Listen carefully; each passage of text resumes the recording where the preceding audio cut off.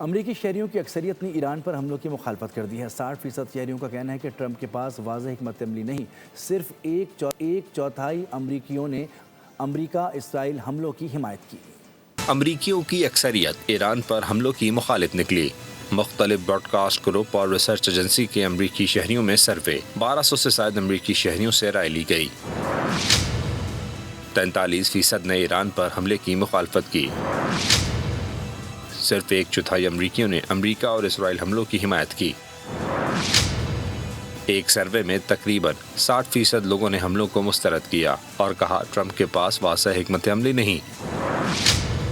39% نے کہا فوجی اقدام سے پہلے سفارتی کوششیں ناکافی تھیں۔ ڈیموکریٹس اور آزاد ووٹرز کی بڑی اکثریت حملوں کے خلاف نکلی۔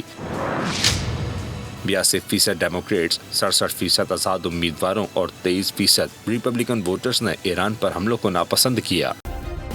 سبسکرائب کریں اور بیل دبائیں تاکہ کوئی خبر رہ نہ جائے۔